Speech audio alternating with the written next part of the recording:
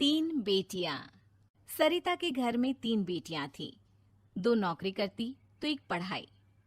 अरे दवाई खत्म हो रही है, कोई है जो लेकर आएगा? तभी बड़ी बेटी रिया आ जाती है। हाँ पापा, ये रही आपकी दवाई। अभी खत्म होने में वैसे 2 दिन बाकी है। 2 दिन पहले ना बोले तो कौन सुनेगा? चिल्लाना तो पहले से पड़ता है ना कि सामान खत्म है।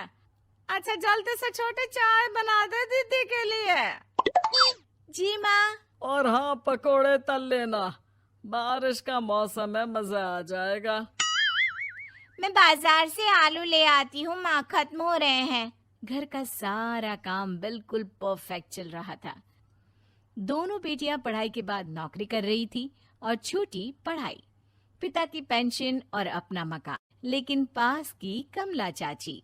और रियासिया की माँ, तुम लोगों को कितने सालों से देख रही हूँ, परेशान ही देखा। भगवान एक बेटा दे देता तो। अब किसी जन्म का कर्म खराब रहा होगा चाची, जो लड़का नहीं हुआ। वैसे काश एक लड़का हो जाता। पास छोटी बैठकर पढ़ रही थी। वो माँ की बात सुनकर किताब बंद कर देती है और खिड़की में खड़ी हो जाती है। खिड़की के बाहर रवि, जो कि पास ही में रहता है। अरे छुटकी, क्या सारा दिन किताब में नजर गड़ाई रहती है?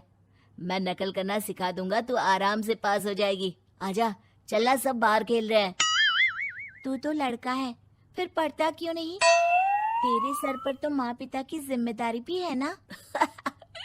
कैसी बात कर रही है यार? जिम्मेदारी मेरी नहीं, पिता की है।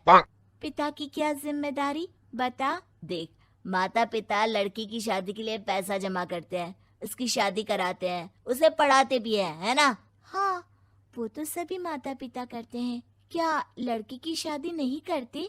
उसकी भी तो करते हैं ना। हाँ करते हैं, लेकिन क्यों, कैसे? सुन, वो लड़के को पढ़ाते हैं इसलिए कि वो बुढ़ापे का सहारा बनेगा। शादी करते हैं कि उसकी बीवी आकर घर संभालेगी। लेकिन बेटियों के लिए कोई स्वार्थ होता है? नहीं ना। तभी तो पैदा होते ही मुंह बन जाता है। अब तू सोच, तू किसी के घर जाए और वो तुझे देखकर मुंह बना ले तो कैसा लगेगा? वो तो पागल होते हैं। बेटियां जीवन भर माँ बाप के लिए सोच ले, लेकिन फिर भी वो उसे अपना नहीं मानते। बेटे दिन रात निखट्टू बने रहे, लेकिन उम्मीद उन लोगों से फिर भी बहुत होती है ना? चल छोड़ना, तू ये बता कि किस जिम्मेदारी की बात कर रहा था तू पिता की? अरे यही कि अगर बेटे को बुढ़ापे का सहारा और रिटर्न के रूप में देख रहे हैं तो इन्वेस्ट भी तो अच्छा करना चाहिए ना। छुटकी समझ जाती है कि समाज की सोच क्या है और चाहे जो हो जाए उसे किताब बंद नहीं करनी। तभी वहाँ बड़ी बेटी आ जाती है। माँ, अरे ओ माँ, ये ले मिठाई खा ले। क्या हो गया? लड़का पसंद आ गया क्या कोई? भाई ऐसा हो तो मिठाई ना ही खिला, चली जाएगी तो घर कैसे चलेगा? अरे लड़की को क्या जीवन भर बिठाने का इरादा है? तू बता बेटी, किस चीज की मिठाई खिला रही है? क्या हो गया? अरे पापा, आपको पता है ना, जिस डॉक्टर के अंडर में मैं काम कर रही थी, उन लोगों ने मेरे काम को देखते हुए मेरी स्कॉलरशिप पास करवा दी है। अब अस्पताल में ही क्लास चला करेगी, आगे की पढ़ाई भी और पैसे की कमाई भी। ये तो अच्छी बात है। तू पढ़ जाएगी तो छोटे को भी अपनी राह लगा लेना। बाकी मछली तो वैसे ही ऑलराउंडर है। तीनों बेटियों के बाद भी उन लोगों के घर किसी चीज की कमी नहीं थी। पापा, ये लीजिए कार की चाबी, मैंने आपके लिए कार ली है। अब आप कहीं भी जाएं तो अपनी कार से जाइएगा। अरे क्या जरूरत थी? जितना खर्च करोगी दहेज मांगने वालों के मुंह भी उतने ही खुल जाएंगे। तो हम दीदी की शादी ऐसे घर में करेंगे ही नहीं जहाँ शादी के लिए पैसे मांगने की जरूरत हो। अरे जो खुद खड़ा नहीं होगा वो हम लोगों के कंधे में क्यों शादी करेगा? क्यों पापा? अरे शादी में तो दहेज मैंने भी लिया था, तो क्या मैं तेरी माँ के कंधे पर हूँ? खुद की पेंशन है, बेटियां कमा रही हैं, मजे हैं। बस एक मलाल है कि बेटा नहीं हुआ। पापा, जब आपने बोला कि मजे हैं, मैं तभी समझ गई थी कि अगली लाइन में आप यही बोलेंगे कि मलाल है। कोई बात नहीं पापा, फिलहाल आप ये कार लेकर घुमाओ। माँ, तुम भी जाओ पापा के साथ। दोनों पति पत्नी बेटी की दी गई गिफ्ट कार में बैठकर घूमने निकल रहे थे कि पड़ोसी बोल पड़ता है। अरे भाई साहब, नई कार, यहाँ तो साइकिल भी बेचने की नौबत है। नजर ना लगाइए भाई साहब, जीवन में कार का सपना पूरा होना हम लोगों के लिए तो बहुत बड़ी बात है।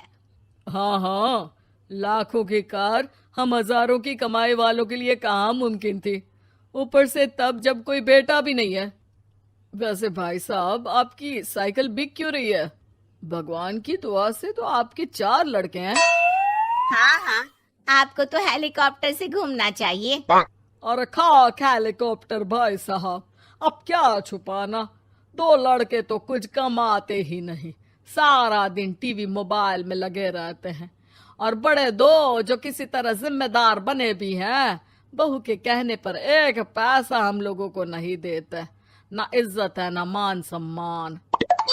हाँ भाई साहब, भाभी बता रही थी, बहू के होते हुए भी नौकरानी की तरह सारा दिन लगी रहती है घर के कामों में। आप किस्मत वाले हैं भाई साहब, जो बेटियां घर के साथ साथ बाहर का काम भी पूरी जिम्मेदारी से संभाल रही हैं। हाँ वो तो है, लेकिन कब तक? एक ना एक दिन तो ससुराल निकल जाएंगी, फिर तो वही हम दोनों और वही पेंशन। आप लोग भी कौन सा संजीवनी बूटी खा कर आए हैं? चलिए चलिए, जाइए, नई कार का मजा लीजिए।